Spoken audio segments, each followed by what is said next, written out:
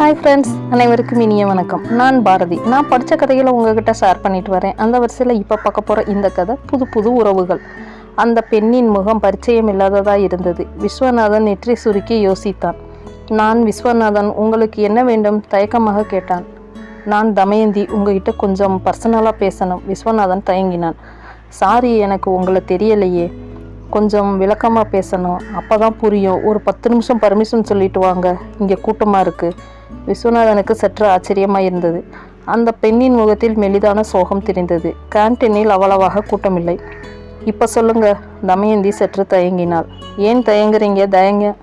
தைரியமாக சொல்லுங்கள். நான் உங்களை அண்ணான்னு கூப்பிடலாமா? தமயந்தி சற்று கூச்சத்துடன் கேட்டாள். விஸ்வநாதனுக்குள் ஒரு திரை விலகியது. அப்போ நீங்கள் என்றான். ஆமாம், நான் வடிவு தேவியின் பெண், உங்கள் தந்தையின் 2வது மனைவியின் பெண். இப்போது நன்றாக அடையாளம் தெரிந்தது. அந்த கூர்மையான நாசி, அடர்த்தியான புருவம், அப்பாவின் சாயல் தென்பட்டது. விஸ்வநாதன் முகத்தை கடுமையாக்கி கொண்டான். அம்மா இவர்களை பற்றி விளக்கமாக சொல்லி இருக்கிறாள். வடிவு தேவி அப்பாவுடன் ஒன்றாக வேலை பார்த்தவள். அப்பா சங்கீத பித்து. அம்மாவுக்கும் சங்கீதத்துக்கும் ஜன்ம பகை. வடிவு தேவி சங்கீதத்தால் அப்பாவை வளைத்தாள். அம்மாவின் எதிர்ப்பு அம்புகள் வடிவுதேவியின் முன்னால் முனை மலங்கி போயின. அப்பா வடிவுதேவியை பக்கத்து ஊரில் குடி வைத்தார். அம்மாவுக்கும் இவனுக்கும் எந்த குறையும் வைக்கவில்லை. ஆனால் ஒரு முறை கூட அந்த குடும்பத்தை சந்தித்ததே இல்லை. இப்போது ஏன் இந்த பெண் இங்கு வந்து புதிர் போடுகிறது? அப்பா செத்ததுக்கு சொல்லி அனுப்பிச்சோமே, ஏன் வரல? ரொம்ப நாளி வச்சிருந்தோம். தமயந்தியின் கண்களில் நீர் திரையிட்டது. அப்பா முன்னாடியே சொல்லிட்டார். என்னன்னு? அவர் செத்தா நாங்கள் அங்கே வரக்கூடாதுன்னு. விஸ்வநாதன் பதறிப்போனான். ஏன் தமயந்தி?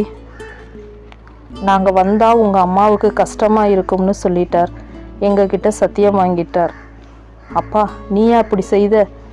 இல்லை, என் அப்பா அப்படி சொல்லியிருக்க மாட்டார். நான் நம்ப மாட்டேன். அப்பா உயிரோடு இருந்தப்ப லாபம், செத்த பிறகு விட்டுட்டீங்க. தமயந்தி விசும்பினான். இல்லைண்ணா, அப்படி கேவலமாக பேசாதீங்க.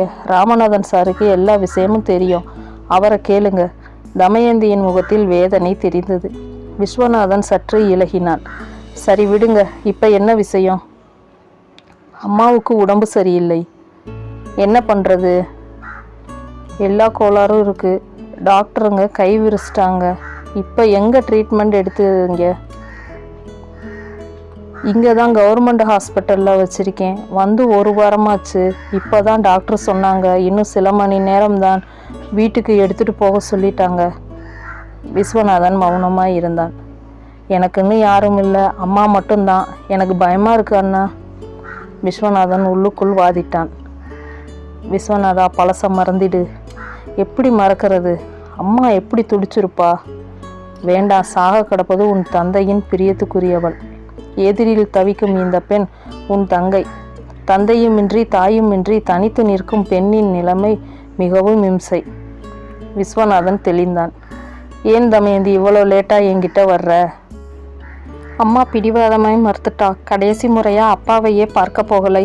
அங்கே உதவிக்காக போகக்கூடாதுன்னுட்டா. இப்போ கண்முழிச்சு பார்த்தா திட்டுவா, ஆனால் கண்முழிப்பாளா?